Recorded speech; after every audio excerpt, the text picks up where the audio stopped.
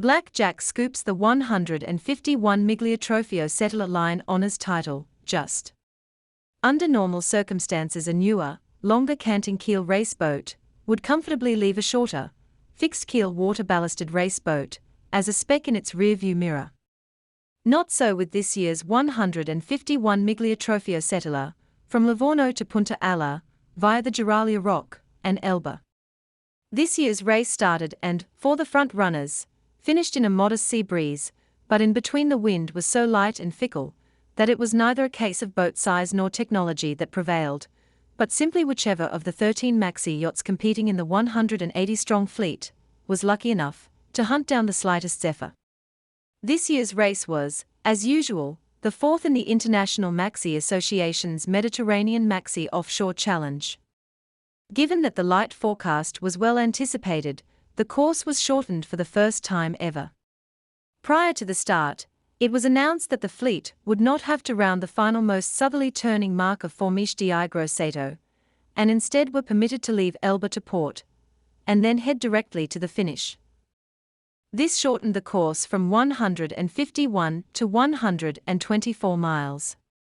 For Australian Peter Harburg and his crew on Black Jack, this was the first experience of racing their 100-footer in the Mediterranean, although several of the team, including tactician and America's Cup legend Brad Butterworth, had in 2019 set the race record on George David's Rambler 88 in livelier conditions.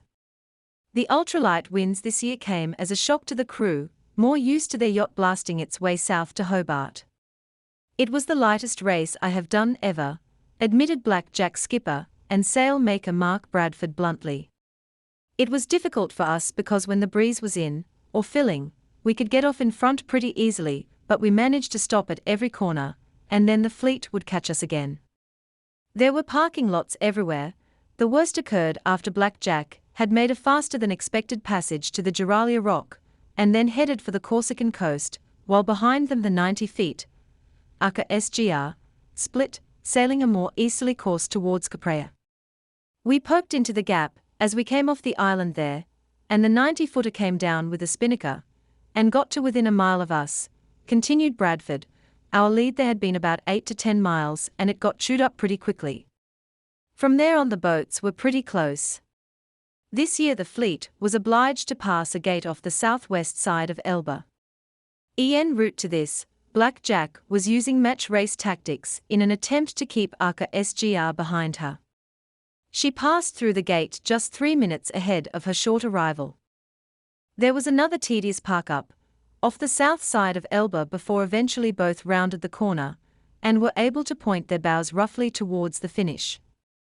While 10 miles out she was making just 1.5 knots, Black Jack eventually was first to nose into the afternoon sea breeze, and in the best breeze of the race, barely reaching double figures, was able to cross the finish line mid-afternoon at 13:18 and 40 seconds Central European Summer Time, 28 minutes ahead of Alfa SGR.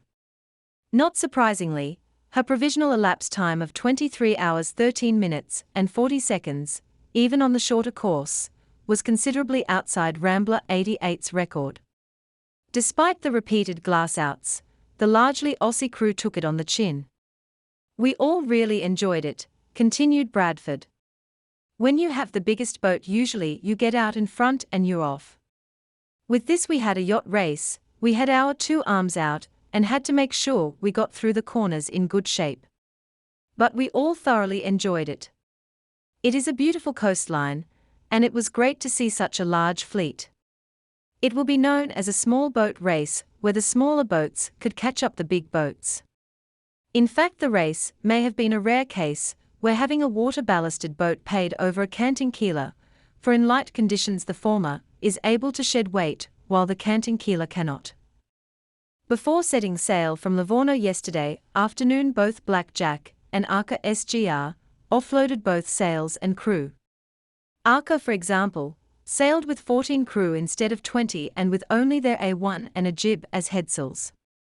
Furio Benusi, skipper of Alfa SGR, was pleased to be in the race after his own 100-foot yacht suffered damage to its canting keel mechanism in last month's Regatta di Tre Golfi. For this race he was able rapidly to acquire the use of another triste-based maxi, the 90-foot water ballasted, fixed keel, Shockwave 3 Prosecco DOC. Benusi's Fast and Furio team is used to racing in the ultralight conditions frequently experienced in the Med. Benusi was pleased that on the first outing with their replacement yacht they had stayed in the fight. Black Jack had finally managed to break away on the final leg towards Punta Ala. In the bay here everything changed because they found some wind from somewhere. And they left us. Also we don't have an upwind code 0, we only have an A1, for when it is light. But on handicap, we will beat them for sure, mused Benusi, whose 100-footer he hopes to have repaired, and be ready to compete in September's Maxi Yacht Rolex Cup.